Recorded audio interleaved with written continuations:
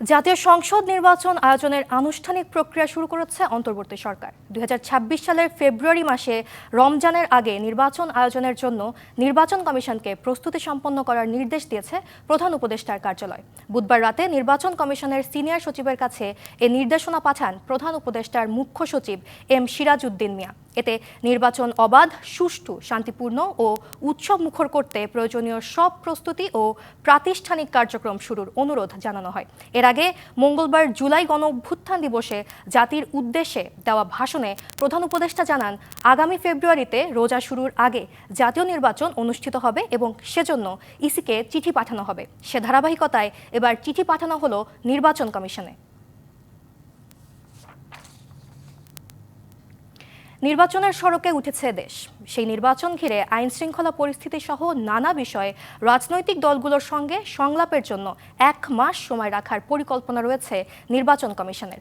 রাজনীতি বিশ্লেষকদের মতে নির্বাচন নিয়ে এই মুহূর্তে বড় সংকট আস্থার। একই সুর ঐকমত্য কমিশনের সদস্য বদিউল আলম মজুমদারের কণ্ঠে। তার মতে দুর্বল কাঠামোর উপর ভর করে সুষ্ঠু নির্বাচন আয়োজন হবে বড় চ্যালেঞ্জ। এবার একটা নির্বাচিত সরকারের কাছে দায়িত্ব হস্তান্তরের প্রক্রিয়া শুরু করব।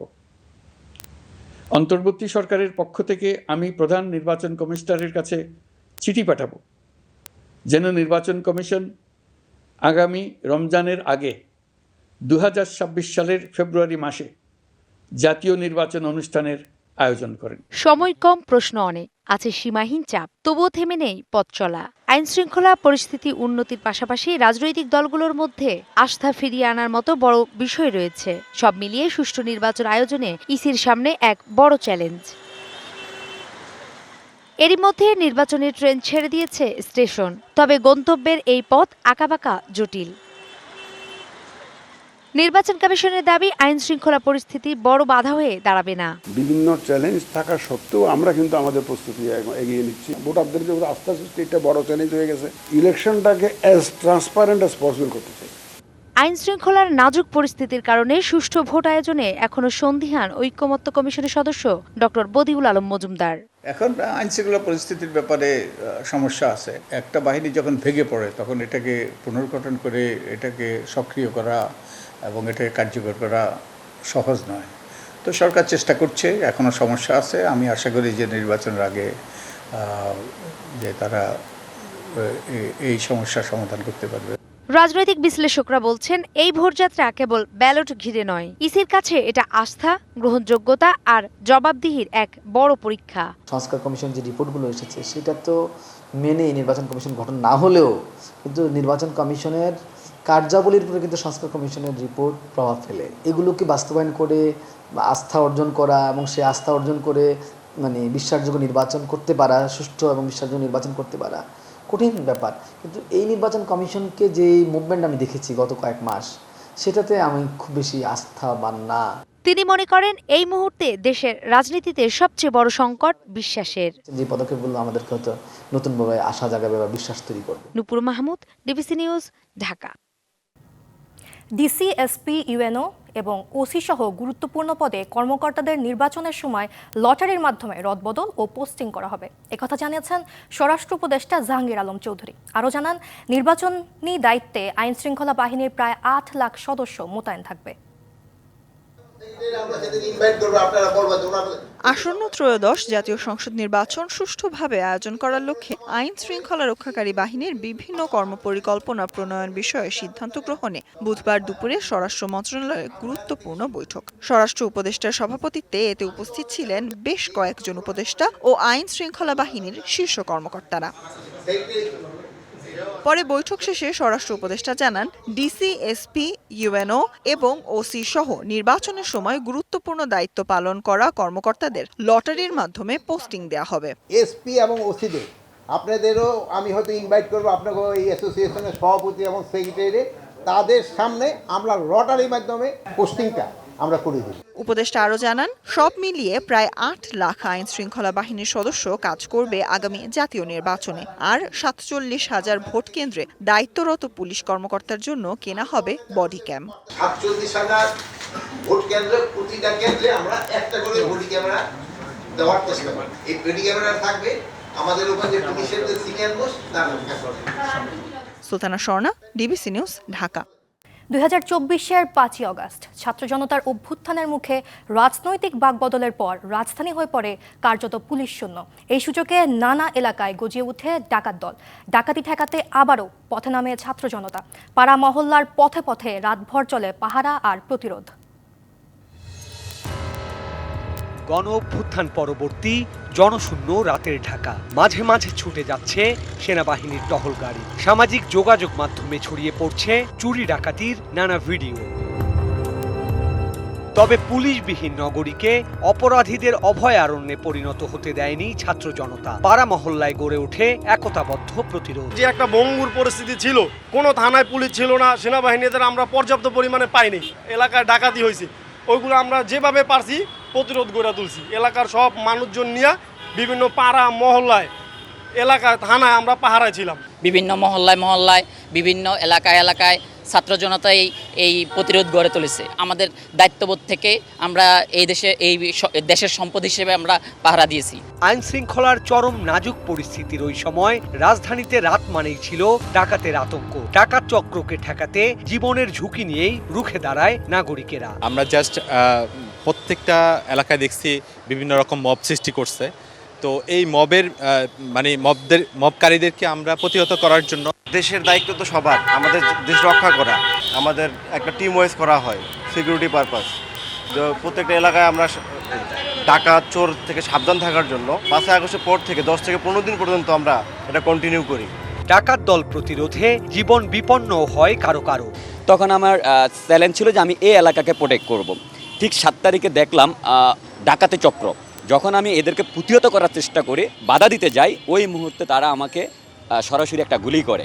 এমন দুঃসময়ে ছাত্র জনতার পাশে দাঁড়ায় বিভিন্ন রাজনৈতিক দলের নেতাকর্মীরাও। গড়ে তোলে দুর্বার প্রতিরোধ। তারেক রহমানের নির্দেশ ছিল যে যার ইউনিটগুলো আছে সেই ইউনিটের পাহারাদার হিসেবে থাকতে হবে, এবং বিশেষ করে আমরা চিন্তা করেছিলাম আমাদের সংখ্যালঘুদের যে বিষয়টা, তারা যেন সঠিক নিরাপত্তা পায়। এই জন্য আমরা আলাদা ইউনিট কমিটি করেছিলাম, যে যেন মন্দিরের উপর কেউ আঘাত হানতে না পারে। দলের ইউনিট ছিল, তারা মিলে এবং সাধারণ জনগণ মিলে একটা কম্বাইন টিম করে এলাকায় আমরা পাহারাগুলো দিয়েছি।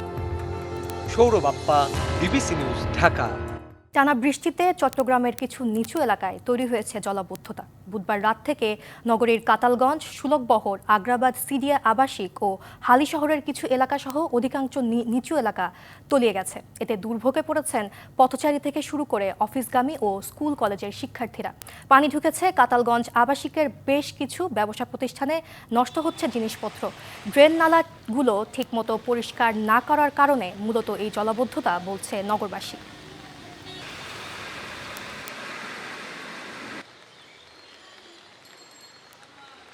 জলাবদ্ধতার মূল কারণ হচ্ছে ড্রেনগুলো আরও সংস্কার করতে হবে। এখন অফিসগামী যারা তাদের হচ্ছে ভোগান্তি আর কি, প্রত্যেকদিন যাওয়া যায় না। এই যে এখন লুঙ্গি পরে যাইতে হচ্ছে অফিসে গিয়ে আবার চেঞ্জ করতে হবে কাপড় চোপড়। ওই রিক্সাগুলো আসতে দেখা গেছে যে 20 টাকা জায়গা 40 টাকা নিয়ে ফেলে, এটার জনদুর্ভোগ। আরও জানাতে আমাদের সাথে যুক্ত হচ্ছেন সহকর্মী মুজিবুল হক। মুজিব, এখন কি অবস্থা দেখছেন বন্দর নগরীর, জানাবেন। সঙ্গীতা, বৃষ্টি থেমেছে ঘণ্টাখানেক হলো, এখনও আমরা দেখতে পাচ্ছি। আমরা এখন আছি সুলকবহর এলাকায়। এখানে হাঁটু থেকে কিছুটা কম পানি এখন রয়েছে, এবং এখানে ঘণ্টাখানেক আগেও হাঁটু পরিমাণ পানি ছিল। মূলত এই শহরের যে সমস্ত নিচু এলাকাগুলো রয়েছে, আমরা এর আগের সম্প্রচারটিতেও জানিয়েছিলাম, বিশেষ করে চকবাজার, কাতালগঞ্জ এবং পাঁচলাইশ এলাকার বিভিন্ন জায়গায় কিন্তু জলাবদ্ধতা তৈরি হয়েছে, এবং এর ফলে যারা সকাল থেকে বিভিন্ন প্রতিষ্ঠানে যাচ্ছেন তাদেরকে কিন্তু দুর্ভোগ পোহাতে হয়েছে, এবং তারা কিন্তু প্রচণ্ড পরিমাণ দুর্ভোগের মধ্যে পড়েছেন, বিশেষ করে যারা বিভিন্ন শিক্ষা প্রতিষ্ঠান, স্কুলে যাচ্ছেন এবং বিভিন্ন শিক্ষা প্রতিষ্ঠানে মূলত যাচ্ছেন। আমরা কয়েকজনের সাথে কথা বলতে চাই। এই জায়গায় জলাবদ্ধতার আসলে মূল সমস্যা কি? মূল সমস্যা ভাই, এই জায়গাটা দীর্ঘদিন, আজকে তো 30-40 বছর আগে এই জায়গাটা সবসময় পানি জমি থাকে, রোডও নিচা বেশি, তারপর নালা নাই, নালা হয়েছে এতটুক, নালা লাগবে বড়, তো ছোটো নালা দিয়ে পানিগুলি কীভাবে যাবে? আমাদের 8 নম্বর ওয়ার্ডের সুলকবহর পুরোদ্যোগী পাখির দোকানে মোড়ে সবসময় জায়গাগুলো পানি থাকে, কিন্তু আমাদের মেয়র সাহেব বরাবুকুবারে যে কাজটা করছে অনেক সুন্দর করছে, সবাই খুশি হয়েছে, আমরা এটা ভালো চাই। আপনার ধন্যবাদ। আমরা দেখতে পাচ্ছি এখানে বিভিন্ন প্রতিষ্ঠানে কিন্তু বিভিন্ন প্রতিষ্ঠানে এখানে পানি ঢুকেছে এবং এক প্রকার এখানকার যে সমস্ত দোকানপাটে পানি ঢুকেছে তারা কিন্তু সেচ মেশিন দিয়েই তাদের দোকানপাট থেকে তাদেরকে পানি বের করতে হচ্ছে। অর্থাৎ আপনি নিশ্চয়ই দেখতে পাচ্ছেন যে তারা কি পরিমাণ ব্যবসায়িকভাবে এখানে ক্ষয়ক্ষতির মুখে পড়েছেন। আমরা একটু দেখাতে চাই, এই দোকানটিতে দেখা যাচ্ছে সড়ক থেকে প্রায় 1 থেকে 2 ফুট নিচে এই দোকানটি এবং এখানে গোড়ালি পর্যন্ত পানি রয়েছে এবং এটি একটি ইলেকট্রনিকের দোকান এবং এখানে বিভিন্ন যন্ত্রপাতি। একটু বলেন যে আপনারা কিভাবে আসলে ব্যবসায়িকভাবে ক্ষতিগ্রস্ত হন পানি উঠলে? পানি উঠলে কোনো মানে রকমে আসি আর কি, এখানে পানির ভিতরে হেঁটে হেঁটে মানে ভিজে ভিজে আর কি, ভিতরে মালপত্র ভিজে যায় আর কি, মানে নষ্ট হয়ে যায় অনেকগুলো, এগুলো আর কি। ক্ষতি বলতে মালপত্র অনেক নিচে পড়ে থাকে, যেগুলা তোলা সম্ভব না, এগুলো তো ভিজে যায়। সঙ্গীত শুনছিলেন, আমরা একজনের সাথে কথা বলছিলাম। অর্থাৎ মোটা দাগে এই এলাকার বেশিরভাগ নিচু এলাকা কিন্তু এরকম জলজট তৈরি হয়েছে এবং তবে সবচেয়ে সুখবর হলো বিগত সময়ে ঘন্টার পর ঘন্টা বৃষ্টি হলে দীর্ঘ সময় পানি জমে থাকতো, তবে এখন কিছুটা পরিবর্তন হচ্ছে। নালা খালগুলো কিছুটা পরিষ্কার হওয়ার কারণে বৃষ্টি থেমে গেলে পানি নেমে যাচ্ছে এবং কিছুক্ষণ পরে মূলত পরিষ্কার হয়ে যাচ্ছে। তো এই ছিল মোটামুটি চট্টগ্রামের জলাবদ্ধতার খবরাখবর। সঙ্গীতা। মুজিবুল, ধন্যবাদ আপনাকে। ফরিদপুর সদর উপজেলার ঈশান গোপালপুর এলাকায় দেখা দিয়েছে জলাবদ্ধতা। এতে নষ্ট হচ্ছে হাজার হাজার বিঘা জমির ফসল, ব্যাহত হচ্ছে আগাম ধান রোপণ। দুর্ভোগ থেকে মুক্তি পেতে সংশ্লিষ্ট দপ্তরে ধর্ণা দিয়েও প্রতিকার না পাওয়ার অভিযোগ এলাকাবাসীর। তবে জলাবদ্ধতা নিরসনে স্থায়ী ব্যবস্থা নেওয়ার আশ্বাস উপজেলা প্রশাসনের। কৃষি প্রধান জেলা ফরিদপুর। সব ধরনের পণ্য উৎপাদনের জন্য এ এলাকার খ্যাতি দেশ জুড়ে। এখানকার পাট ও পেঁয়াজ বড় ভূমিকা রাখে দেশের রাজস্ব খাতে। এলাকাবাসীর অভিযোগ, মামুন নামে এক ব্যক্তির একটি প্রতিষ্ঠানের কারণে জলাবদ্ধতায় নষ্ট হচ্ছে হাজার হাজার বিঘা জমির ফসল। অল্প দামে জমি কিনতে এই সমস্যা তৈরি করছেন তিনি। কিছু কিছু ধান লাগাইছি, এই ধানগুলো সব পানির নিচে চলে গেছে। পানি তো এখান থেকে কোনো ডিসকাউন্ট হয় না। তিল বোনা হয়েছিল, সেই তিল এই মামুন সাহেব পানি আটকাই দেওয়ার কারণে সব তিল আমার মারা গেছে, আমি ঘরে তুলতে পারি না এই তিল। বিষয়টি প্রশাসনের নজরে আনা হলেও এখনো মেলেনি প্রতিকার। মামুনের মনে করেন যে সরকারি জায়গা ভরাট করিয়া তোরা উপরে চোং দিয়ে মনে করেন যে চিকুন চোং দিয়েছে, মনে করেন পানি পাস করবেন না। মামুন সাহেবের কারণে আমরা, আপনারা একটা ব্যবস্থা নেন, এই ব্যবস্থা না নিলে আমরা খেয়ে বাঁচবো কি? যোগাযোগ করা হলে এই বিষয়ে কিছু জানেন না বলে জানান অভিযুক্ত মামুন। ওরা দিছে ভাই, বোঝেন না, ওদের তো আর জানি না ওরা কেন কি কারণে দিছে, আমি নিজেও জানি না, আমার কাছেও কখনো আসে নাই। তবে জলাবদ্ধতা নিরসনে স্থায়ী ব্যবস্থার পরিকল্পনার কথা জানালেন এই কর্মকর্তা। রোডসের জায়গায় ব্যবসায়িক প্রতিষ্ঠান গড়ে তোলার কারণে এরকম জলাবদ্ধতার সৃষ্টি হয়েছে। তো আমরা ওই যিনি ব্যবসায়িক প্রতিষ্ঠানের প্রধান আছেন তার সাথে কথা বলা হয়েছে এবং তার মাধ্যমে পানি নিষ্কাশনের ব্যবস্থা গ্রহণ করা হয়েছে। এই ব্যাপারে দ্রুত প্রশাসনিক ব্যবস্থা নেয়ার দাবি ভুক্তভোগী এলাকাবাসীর। DBC news desk. ঘানায় একটি সামরিক হেলিকপ্টার বিধ্বস্ত হয়ে দেশটির প্রতিরক্ষা মন্ত্রী এডওয়ার্ড ওমানে বোয়ামা ও পরিবেশ মন্ত্রী ইব্রাহিম মুর্তলা মোহাম্মদ নিহত হয়েছেন। এ ঘটনায় আরও 6 ব্যক্তি নিহত হয়েছেন বলে জানিয়েছেন দেশটির সরকারের একজন মুখপাত্র। স্থানীয় সময় বুধবার দেশটির সেন্ট্রাল আশান্তি অঞ্চলে এই হেলিকপ্টার বিধ্বস্তের ঘটনা ঘটে। এর আগে 3 জন ক্রু ও 5 যাত্রীকে বহনকারী হেলিকপ্টারটি রাডার থেকে উধাও হয়ে যাওয়ার খবর জানিয়েছিল ঘানার সশস্ত্র বাহিনী। হেলিকপ্টারটি বুধবার সকালে অবৈধ খনন কাজ বন্ধে আয়োজিত এক ইভেন্টের জন্য ওবুয়াইশি শহরের উদ্দেশ্যে যাত্রা করেছিল। তবে হেলিকপ্টারটি বিধ্বস্তের কারণ এখনও জানা যায়নি।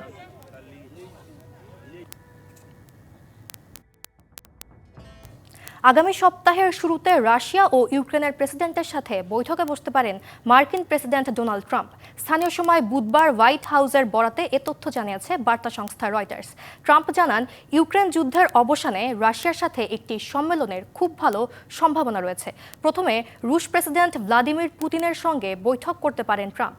পরে রুশ প্রেসিডেন্ট এবং ইউক্রেনের প্রেসিডেন্ট ভলোদিমির জেলেনস্কির সঙ্গে ত্রিপক্ষীয় বৈঠক করতে পারেন তিনি। এদিকে যুক্তরাষ্ট্র রাশিয়া সম্পর্ক ও ইউক্রেন যুদ্ধ ইস্যুতে বুধবার পুতিনের সঙ্গে বৈঠক করেছেন মার্কিন প্রেসিডেন্টের বিশেষ দূত স্টিভ উইটকফ। আলোচনা ফলপ্রসূ হয়েছে বলে জানিয়েছে ক্রেমলিন। আর হোয়াইট হাউস জানায়, উইটকফের সঙ্গে আলোচনায় ট্রাম্পের সঙ্গে বৈঠকে আগ্রহ প্রকাশ করেছেন পুতিন।